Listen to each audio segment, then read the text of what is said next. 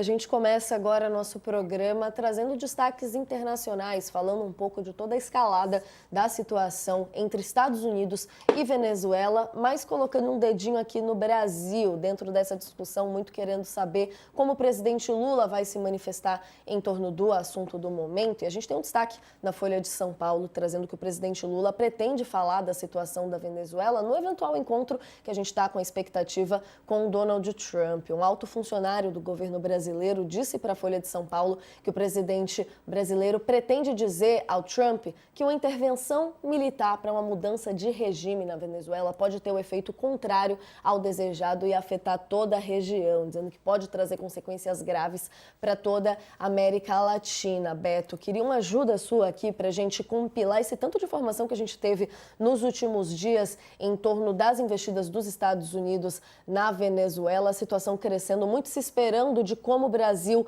deve entrar ali nessa sinuca de bico, tendo em vista que a gente está muito forte dentro das discussões das negociações do tarifaço nas próximas semanas. Queria começar com essa análise da posição do Brasil nesse conflito, dentro do que o Lula traz, de que pode afetar a América Latina como um todo. Como que a gente pode contextualizar essa fala aqui, professor, para entender os próximos passos ao longo da semana? Pois é, Natália. Falando de forma popular, isso é um tremendo abacaxi para o Brasil e para o Itamaraty.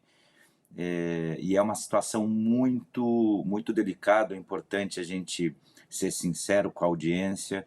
É uma ameaça que talvez há mais de 3 décadas a gente não visse na América Latina, que é um risco de uma intervenção militar dos Estados Unidos no continente, né? Mas se a gente olhar para o hemisfério sul, para a América do Sul, quase mais de 5 décadas. Então, é uma situação muito complicada. A gente tem visto aproximação de tropas, desvio de tropas em quantidades assim verdadeiramente preocupantes pelo Mar do Caribe, os Estados Unidos fazendo uma movimentação militar muito arriscada. Então, cabe ao Brasil, como, né, esse papel de potência subcontinental, fazer como o Lula fez quando, por exemplo, o próprio Bush filho era presidente e tinha problemas nos Estados Unidos. A gente lembra quando a Condoleezza Rice era a chefe do Departamento de Estado norte-americano e queria fazer intervenções na Venezuela. O Lula se aproximou do Bush e conseguiu ganhar o respeito de um presidente republicano e encontrar formas de não intervenção militar para tentar resolver os conflitos na Venezuela e no continente. Acredito que o Brasil, o presidente Lula e o Itamaraty estão chamados agora a ter um papel semelhante. Uma situação da Venezuela é muito preocupante, porque eu não acredito em intervenção militar com infantaria em solo venezuelano, porque o Trump continua com a obsessão de buscar um Nobel da Paz o ano que vem. Ele não colocaria a vida de soldados norte-americanos em risco, ainda que o poderio norte-americano seja infinitamente maior que a Venezuela. Mas você entrar num país, conquistar esse país, ter que lutar contra, né, as guerrilhas, contra os civis, contra os exércitos locais é muito difícil. Mas parece que o governo americano estaria interessado numa ação via CIA, em poder tentar fazer algum tipo de intervenção eventualmente pontual. Já estão falando inclusive de ataques aéreos pontuais, eventualmente algum tipo de conspiração para trazer o exército que hoje domina o governo Maduro, tem um poder muito forte em todos os estados, as empresas, na infraestrutura, nos portos, aeroportos, tudo controlado pelas Forças Armadas venezuelanas, que tem um papel muito forte no governo Maduro, eventualmente tentar um golpe para depor o Maduro e fazer um governo próximo aos Estados Unidos, algum tipo de composição ou não com a oposição da Maria Corina. A gente não sabe, né? Não se sabe nem se existe um grande plano, porque o Trump é muito de medidas extemporâneas e não de grandes planos. Mas, obviamente, que esse tipo de situação gera uma ameaça que talvez fosse muito mais interessante o governo brasileiro conseguir assumir um papel que possa ajudar em algum tipo de diálogo para mediar algum tipo de transição não violenta. O que não é fácil, porque o governo venezuelano se atrincheirou e não larga o osso, mas dada a iminência, o Maduro já deu sinais de guerra não, né, war não, quer dizer, já começou a mostrar uma certa preocupação e fragilidade. Então, acho que agora é a hora de tentar, com todas as energias, por vias diplomáticas, encontrar uma solução. E termino, 3 pontos telegráficos. tem uma questão geopolítica, os Estados Unidos têm interesse no petróleo, a Chevron tem interesse no petróleo Venezuela, que tem as maiores reservas de petróleo do planeta, de pior qualidade, mas maiores inclusive que a da Arábia Saudita. E, além disso, geopoliticamente, a gente tem China e Rússia com posições muito fortes na Venezuela. Então, isso é uma questão importante também que passa pela força geopolítica no continente que Brasil e Estados Unidos terão que discutir. Tem questões de cortina ou de circo de fumaça do Trump para o eleitor doméstico americano, dizendo que quer acabar com o narcotráfico, que é uma mentira, não é aí. A matéria mostra os problemas do narcotráfico no continente, que vão drogas para os Estados Unidos, não partem da Venezuela, mas é uma forma de o Trump, no momento do shutdown, cheio de problemas, jogar para a plateia, e não deixa de ser um biscoito para a turma de Miami, do Marco Rubio, que quer acabar com as ditaduras de esquerda do continente. Então isso alimenta uma parte importante da base do Trump no momento que ele precisa de apoio popular doméstico. Naquela reunião que a gente acompanhou, inclusive, de Trump com o Zelensky, presidente da Ucrânia, ele chegou a dizer que o governo da Venezuela estava disposto a oferecer tudo, incluindo recursos naturais do país, para não entrar numa tensão direta com os Estados Unidos, para ter ali algum tipo de negociação, né, professor? Queria te ouvir também dessa perspectiva do Brasil, dentro do que o professor Beto trouxe para a gente aqui, quais que devem ser os argumentos e as posições, qual que é a posição do Brasil exatamente nessa sinuca de bico, né? Por que a gente está dizendo que o Brasil está numa situação, o abacaxi a ser descascado aqui, trazido pelo professor Beto, para a gente entender as próximas etapas, professor? Olha, eu acho que o Brasil está numa posição delicada, eu concordo com o Beto, eu acho que a gente tem a Venezuela, pelo menos esse governo tem a Venezuela como aliado ideológico, né? Tem uma defesa explícita, ou às vezes tácita, mas muitas vezes explícita, do atual governo do regime do Nicolás Maduro. E agora isso entra em conflito tanto com o partido do governo quanto com os interesses econômicos do Brasil de uma certa soberania na América Latina, o que me parece um ponto importante. Então, o Brasil tem uma larga tradição aí de manter uma relação diplomática mais ou menos estável na América Latina, né? Conseguir negociar com todo mundo, conseguir falar com todo mundo, e tem uma posição de destaque regional que não é desprezível. E aí a gente tem, de repente, um presidente com poderio militar absolutamente assombroso, que faz uma ameaça para um país que tem uma reserva econômica muito importante, né, como já foi falado várias vezes, do petróleo venezuelano, e o Brasil fica aí tentando administrar, né, ao mesmo tempo não entrar em conflito direto com os Estados Unidos, né, não entrar em nenhum conflito frontal com os Estados Unidos, como a gente viu aí com a questão do tarifaço, o governo brasileiro sempre tentando contornar, tentando negociar, enviando o vice-presidente, enviando os senadores, os deputados, e ao mesmo tempo não dá para entregar a Venezuela assim de bandeja para os Estados Unidos, né? Então fala, olha, tá aí, invadam.